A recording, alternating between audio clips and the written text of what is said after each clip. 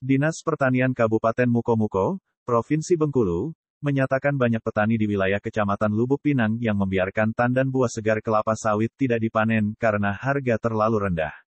Banyak petani di Kecamatan Lubuk Pinang yang membiarkan buah sawit tidak dipanen, selain harga terlalu rendah dan tidak ada pedagang pengumpul atau toke sawit yang membeli buah sawit, kata pejabat bidang perkebunan Dinas Pertanian Kabupaten Mukomuko Supradinata dalam keterangannya di Mukomuko, Selasa. Ia mengatakan hal itu berdasarkan hasil pemantauannya terkait kondisi petani di Kecamatan Lubuk Pinang saat penjualan buah sawit anjlok di bawah Rp1.000 per kilogram. Lanjut dia, pada umumnya buah sawit yang tidak dipanen oleh petani tersebut yang berada jauh dari pemukiman warga sehingga membutuhkan biaya operasional membawa buah sawit dari kebun ke jalan. Kalau kebun sawit yang berada dekat pemukiman warga di wilayah ini masih tetap dipanen, meski petani hanya mendapatkan keuntungan bersih Rp100 hingga Rp200 per kilogram. Nasib petani sawit saat ini sudah jatuh tertimpa tangga. Sudah jatuh tertimpa tangga. Itulah derita yang dialami petani sawit saat ini.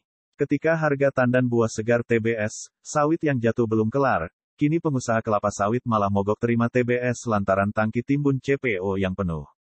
Keluhan petani yang utama saat ini selain soal harga TBS yang terus turun di bawah Rp1.000 per kilogram, kini banyak pabrik yang tutup dan tidak mau menerima TBS petani dengan alasan tangki CPO mereka penuh, ungkap Sekretaris Jenderal Serikat Petani Kelapa Sawit SPKS, Mansuetus Darto, Selasa tanggal 12 Juli tahun 2022.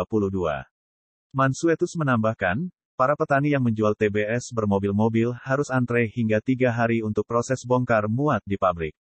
Nah, saat antar bongkar muat itu, harga TBS bisa berubah kapan saja. Harga sekarang itu bisa berubah sampai 4 kali dalam 1 minggu, sambungnya. Darto menuturkan bahwa para petani sudah menunda panen dari akhir Juni lalu, sebab jika dipaksa panen dengan harga yang sekarang, maka mereka akan mengalami kerugian, apalagi ditambah pabrik yang tidak mau menerima sawit mereka. Diketahui, harga TBS di sejumlah wilayah masih di bawah Rp1.000 per kilogram. Seperti contohnya di Sulawesi Barat Kabupaten Pasangkayu dan Mamuju Tengah senilai Rp780 per kilogram. Kalimantan Barat Kabupaten Sanggau Rp800 per kilogram dan Sekadau Rp944 per kilogram. Harga TBS petani sawit rata-rata di bawah Rp1.000 per kilogram, masih jauh dari ketentuan pemerintah. Maka dari itu mereka enggan panen, jelas Darto. Perihal alasan para pengusaha tak membeli TBS sawit petani karena tangki penuh, Darto meminta kepada pemerintah dan bila perlu kepolisian untuk melakukan pengecekan tangki-tangki CPO di lapangan. Kami minta tolong dicek, apa benar tangki penuh. Karena ekspor sudah dibuka dari Maret lalu, serunya. Keluhan lain yang disampaikan Darto adalah pungutan ekspor CPO-PE, dan bea keluar saat ini yang sebesar $488 per ton CPO.